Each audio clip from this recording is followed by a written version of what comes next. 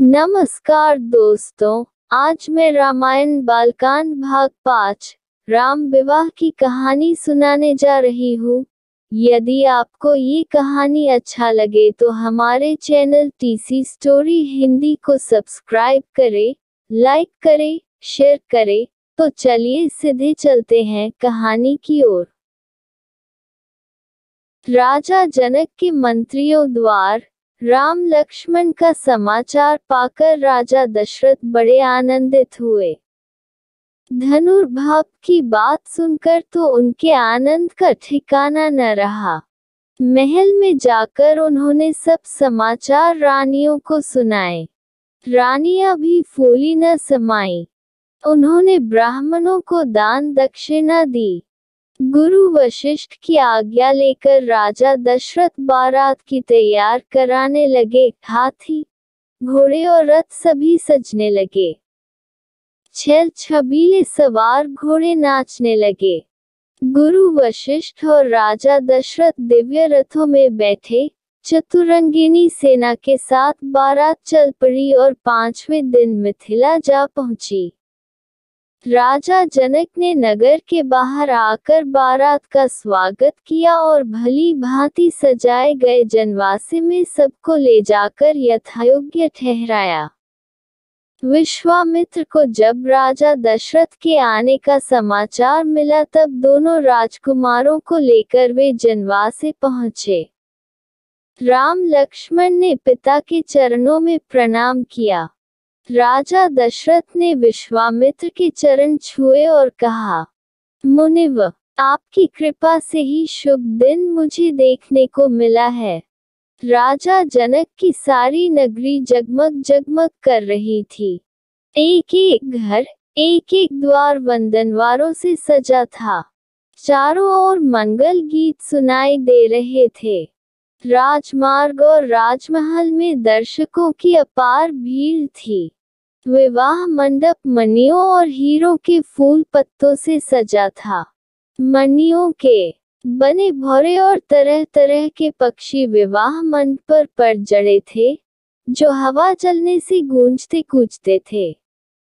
चारों राजकुमारों को लेकर गुरु वशिष्ठ के साथ महाराज दशरथ विवाह मंडप में पधारे।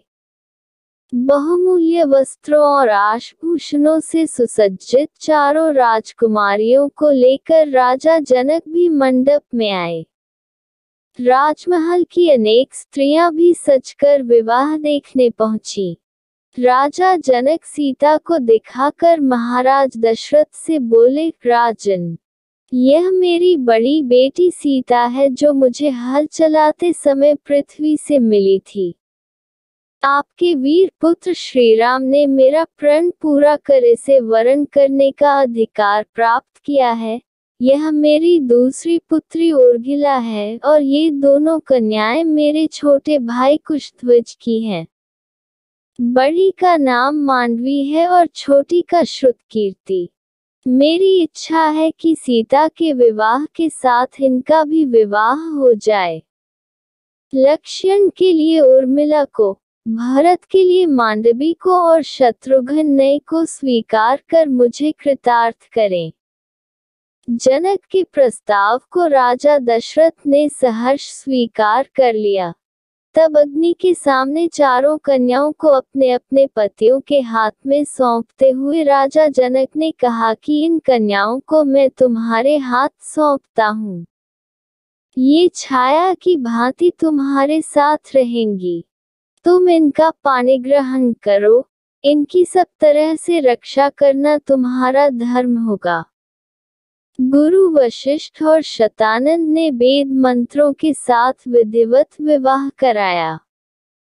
तब राजा दशरथ राजकुमारों और पुत्र वधुओं को लेकर जनवासे लौट आए। जनक ने कन्याओं और सब बरातियों को सुंदर उपहार दिए। राजा दशरथ ने भी सोने से सींग मढ़ाकर दूध देने वाली सहस्रों गायें ब्राह्मणों को दान में दी। दूसरे दिन विश्वामित्र ने आकर राजा दशरथ को बधाई दी और सबसे विदा लेकर वे अपने आश्रम को लौट गए। कुछ दिन तक जनक का आतिथ्य ग्रहण करने के पश्चात राजा दशरथ ब्रैड के साथ अपने नगर को लौट चले। वे कुछ ही दूर गए होंगे कि सहसा भयंकर आंधी सी आई और उसके साथ ही क्रोध की साक्षात मूर्ति परशुराम फरसा और धनुष बाण लिए प्रकट हो गए। उन्हें देखते ही अयोध्यावासी डर के मारे अधमरे से हो गए और राजा दशरथ के तो होश ही उड़ गए।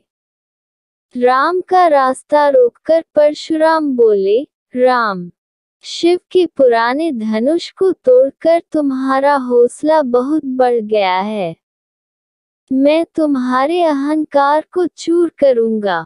राजा दशरथ ने गिड़गिड़ाकर परशुराम से बड़ी अनुनय विनय की और राम पर अनुग्रह करने की प्रार्थना की।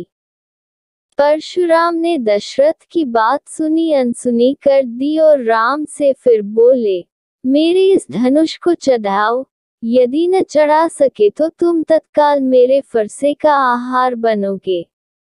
ये सुनते ही राजा दशरथ तो बेसुध होकर गिर पड़े। मनस्वी राम निर्भीकता से बोले, मेरा रूप आप देखना चाहते हैं तो देखें।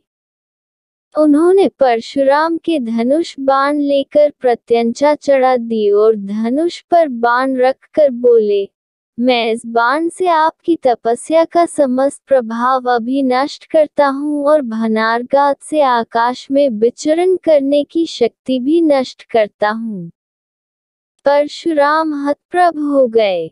उन्होंने राम की स्तुति की और आशीर्वाद दिए और यह प्रार्थना की कि तप का फल भले ही नष्ट कर दे, परंतु मनोगति नष्ट न करे, जिससे मैं महेंद्र पर्वत पर लौट सकूं।